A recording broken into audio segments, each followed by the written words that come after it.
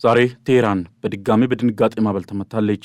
መላው ዓለምም በድንጋጤ ሽባ ሆኖ የሚመለከተው የኢራን ከፍተኛ ብሔራዊ ደህንነት ምክር ቤት ጸሐፊ አሊ ላርጃኒና የባሲጅ ኃይል ጠቅላይ አዛዥ ኮማንደር ጉላምሬዛ ሱሌማኒ በእስራኤል እጅግ ዘመናዊ ሚሳኤሎችና ድሮኖች መገደላቸው ነው።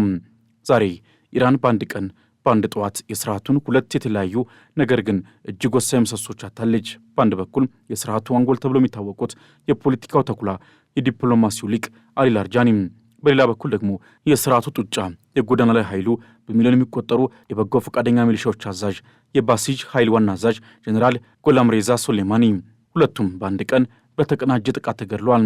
ይህ ክስተት ጦርነቱን ወደሚመልስበት ጥፋት ደረጃ ከመውሰዱም በላይ የኢራን የደህንነት መዋቅር ከውስጥ ምን ያህል እንደተቦረቦረ ለዓለም አጋልጧል። የአንድን ሀገር ስልት አቅጣጫ የሚወስነው ጭንቅላትና የውስጥ ደህንነትን የሚጠብቀው ብረት መጥፋት ኢራንን በመካከለኛው ምስራቅ ብቻ ሳይሆን በዓለም አቀፍ ደረጃም ስጋት ላይ ጥሏታል። ይህ ጥቃት በግለሰቦች ላይ የተሰነዘረ ጥቃት አይደለም።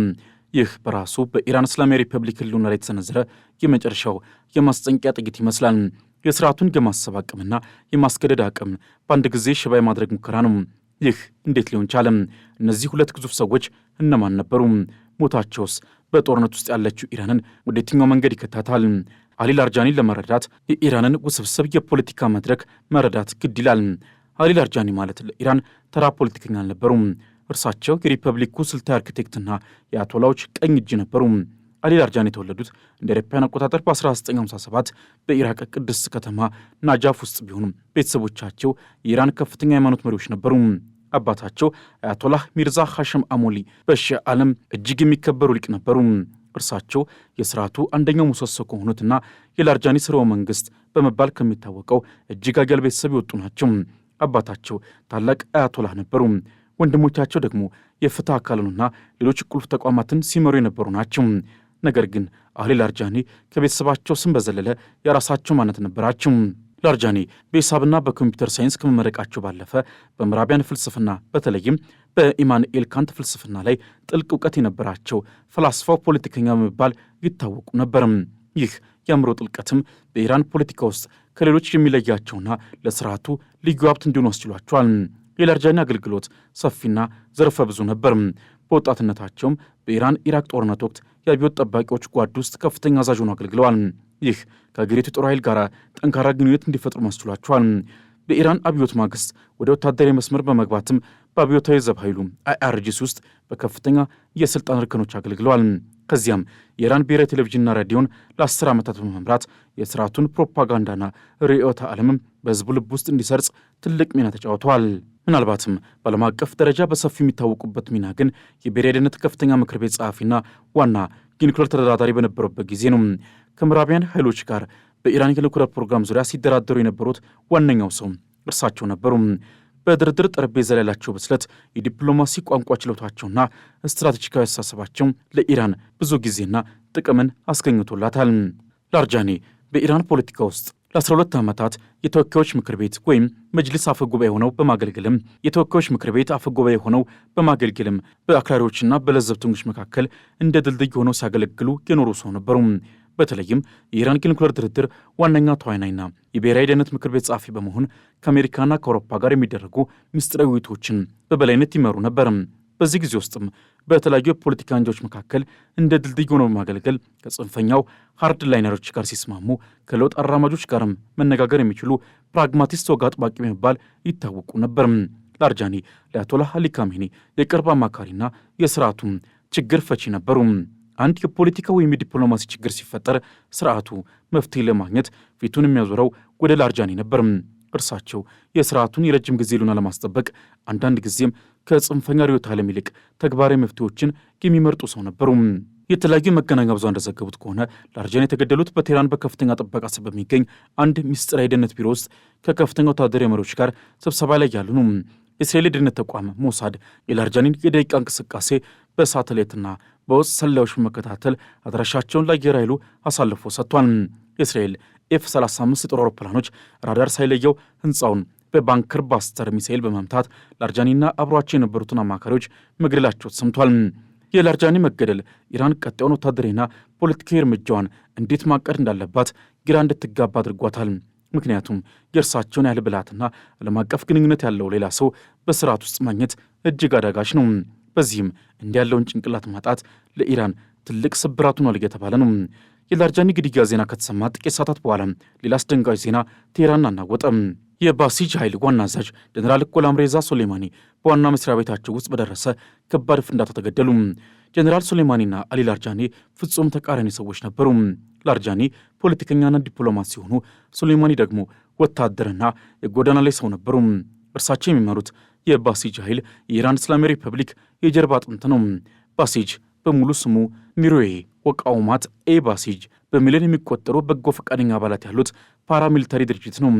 የባሲጅ በጎ ፈቃደኛ ሚሊሻ ኃይል ጠቅላይ አዛዥ ኮማንደር ጉላምሬዛ ሱሌማኒ መገደል በኢራን የውስጥ ደህንነት ላይ የወረደ ሌላኛው መዓት ነው።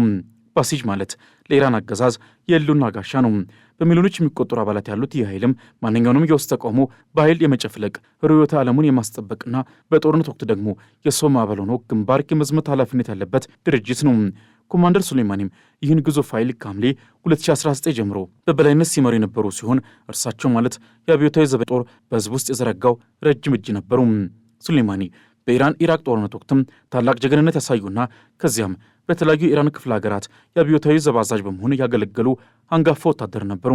ሱሌማኒ የባሲጅ ኃይልን ወደ ዘመናዊ የደህንነት መዋቅር በመቀየር በሳይበር ጦርነትና በውስጥ ስለላ ረገድ እጅግ ጠንካራ እንዲሆን አድርገውት ነበር። ይህ ኃይልም የስርዓቱ ዓይንና ጆሮ ነው። የባሲጅ አባላት በእያንዳንዱ የኢራን ከተማ መንደርና ሰፈር ውስጥ ይገኛሉ። እነሱም የህዝቡን እንቅስቃሴ ይቆጣጠራሉ፣ መረጃ ይሰበስባሉ፣ እንዲሁም ለመንግስት ሪፖርት ያደርጋሉ። ከሁሉም በላይ ደግሞ የህዝብ የአመፅ አፈና ዋናው መሳሪያ ነው። ማንኛውም የመንግስት ተቃውሞ ሲቀሰቀስ ወደ ጎዳና ወጥተው አመፁን በኃይል የሚበትኑት እነዚሁ የባሲጅ አባላት ናቸው። እንደ አውሮፓውያን አቆጣጠር በ2009 አረንጓዴው ንቅናቄ፣ በ2019 ደግሞ በነዳጅ ዋጋ ጭማሪ የተቀሰቀሰው ተቃውሞና በ2022 በማሳ አሚኒ ሞት የተቀሰቀሰውን ህዝባዊ አመፅ በከፍተኛ ሁኔታ በማፈን ይታወቃሉ። በተጨማሪም የባሲጅ ኃይል የእስላማዊ አብዮቱን ንጽህና የመጠበቅ ኃላፊነትም አለበት። እንደ ሞራል ፖሊስ በመሆን የእስልምናና ያለባበስና የባህሪ ህግጋት በህዝቡ ላይ ያስፈጽማሉ። ጀኔራል ጉላምሬዚ ሱሌማኒ የዚህ ግዙፍና አስፈሪ ኃይል የበላይ አዛዥ ነበሩ። እንደ አውሮፓውያን አቆጣጠር ከ2019 ጀምሮ ይህንን ኃይል ሲመሩ የነበሩ ጀኔራሉ የአብዮት ጠባቂዎች ጓድ ውስጥ ከፍተኛ ልምድ ያላቸው በጽንፈኛ ሃይላንደርነታቸው የሚታወቁና ለአብዮቱ ፍጹም ታማኝ የሆኑ ሰው ነበሩ። በንግግሮቻቸው ውስጥም ለአሜሪካና ለእስራኤል መደምሰስ ከማለት ወደ ኋላ አይሉም ነበር። ለእርሳቸው ዲፕሎማሲና ድርድር የድክመት ምልክት ነበሩ። ብቸኛው ቋንቋ የኃይል ቋንቋ ነበር። የእርሳቸው ግድያ የተፈጸመው በቴህራን በሚገኘው የባሲጅ ዋና ካምፕ ውስጥ ለከፍተኛ አዛዦች ንግግር በሚያደርጉበት ወቅት ነበር። እነዚህ ሁለት መሪዎች በአንድ ጊዜ መገደላቸውም በኢራን ብሔራዊ ደህንነት ላይ የሚፈጥረው ተጽዕኖ እጅግ ሰፊና ጥልቅ ነው። በመጀመሪያ ደረጃ የኢራን የስለላ መረብ ወይም ኢንቴሊጀንስ ኔትወርክ መበሳቱ የማይቀር ነው። አሊ ላርጃኒ የሚገኙበትን ምስጢራዊ ክፍልና የኮማንደር ሱሌማኒ ጥቃት ከውስጥ ከፍተኛ ባለሥልጣናት መረጃ ካልወጣ በስተቀር በፍጹም የማይታሰብ ነው። ይህ ደግሞ በኢራን ባለሥልጣናት መካከል እርስ በርስ ያለመተማመንና ከፍተኛ ድንጋጤን ይፈጥራል። እያንዳንዱ መሪ ተራው የኔ ይሆን በሚል ስጋትም ስራውን በአግባቡ መስራት የሚችልበት ደረጃ ላይ የሚደርስ ይሆናል። ከዚያም የአመራር ክፍተት ይፈጠራል። አሊ ላርጃኒ በኢራን የደህንነት ምክር ቤት ውስጥ የነበራቸው ሚና በቀላሉ የሚተካ አይደለም። እርሳቸው በወታደራዊ ኃይል፣ በሃይማኖታዊ መሪዎቹና በዲፕሎማሲው መስክ መካከል የነበሩ ወሳኝ መጋጠሚያ ነበሩ። የእርሳቸው መጥፋት በኢራን ውሳኔ ሰጪዎች መካከል መከፋፈልንና ግራ መጋባትን ይፈጥራል። በተመሳሳይ የኮማንደር ሱሌማኒ መጥፋትም ባሲጅን ያለ አቅጣጫ አስቀረዋል። ባሲጅ መሪውን ካጣ የውስጥ ተቃውሞዎች በሚነሱበት ወቅት ህዝቡን የመቆጣጠርና የስርዓቱን ሁሉና የማስጠበቅ አቅሙ ይዳክማል። ከዚያም ይህ ግድያ ለኢራን ወታደር ኃይልና ለህዝቡ ትልቅ የውርደት ምልክት ይሆናል። ሀገሪቱ ዘመናዊ የሀገር መከላከያና የስለላ ተቋማት አሉኝ ብትልም እስራኤል ግን በቴህራን እምብርት የፈለገችውን ህንፃ ስታፈራርስና ከፍተኛ መሪዎቹን ስትገድል የኢራን መከላከያ ምንም ማድረግ አለመቻሉ ህዝቡ በአገዛዙ ላይ ያለው እምነት እንዲሸረሽር ያደርጋል። የባሲጅ አባላትም ቢሆኑ አዛዦቻችሁ መጠበቅ ካልቻለን ስርዓቱን እንዴት እንጠብቃለን የሚል ጥያቄ ማቅረባቸው አይቀሬ ነው። ታዲያ የእነዚህ ሁለት ሰዎች ሞት በኢራን ላይ የሚያስከትለው ተጽዕኖ በቀላሉ የሚገመት አይደለም። አንደኛ፣ የተሟላ የኃይል ክፍተትን ይፈጥራል። ላርጃኒ በልምዳቸውና በፖለቲካዊ ብልጠታቸው በዚህ የሽግግር ወቅት ስርዓቱን ሊያረጋጉ ከሚችሉ ጥቂት ሰዎች መካከል አንዱ ነበሩ። የእርሳቸው አለመኖር በተለያዩ አንጃዎች መካከል የሚደረገውን የስልጣን ሽኩቻ ወደ ግልጽና ደም አፋሳሽ ግጭት ሊቀይረው ይችላል። የጽንፈኞች ሙሉ በሙሉ መነሳትን ያበስራል። ላርጃኒ ምንም እንኳን ወግ አጥባቂ ቢሆኑም የስርዓቱን ጽንፈኛ ክንፍ በተወሰነ ደረጃም ቢሆን ልጓም ይይዙ ነበር። የእርሳቸው መገደል መድረኩን ሙሉ በሙሉ ለአብዮት ጠባቂዎች ጓድ ጽንፈኛ ጀነራሎች ክፍት አድርጎታል። አሁን በኢራን ውስጥ የዲፕሎማሲና የድርድር ድምፅ ሙሉ በሙሉ ጠፍቷል። የሚቀረው ብቸኛው አማራጭም የኃይልና የጦርነት መንገድ ይሆናል።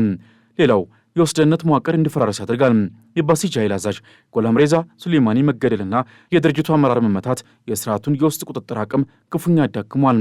ይህም በሚሊዮን የሚቆጠሩ የባሲጅ አባላትን ግራ መጋባት ውስጥ ይከታቸዋል። የአዛዥ ሰንሰለታቸው ይበጣጥሳል። ይህ ደግሞ ለዓመታት ሲፈራ የኖረውን ህዝብ አመፅን እንደገና እንዲቀሰቀስ ትልቅ ዕድል ሊፈጥር ይችላል። ህዝቡ የስርዓቱ ጡጫ መዳከሙን ሲያይ ፍርሃቱን ሰብሮ ወደ ጎዳና ሊወጣ ይችላል። ከዚያም ቁጥጥር ውጭ የሆነ የውስጥ ምርመራና ንጽጽር ሊያስከትል ይችላል። ስርዓቱ ህልውናውን ለማስጠበቅ ሲል ወደ ውስጥ ይመለከታል።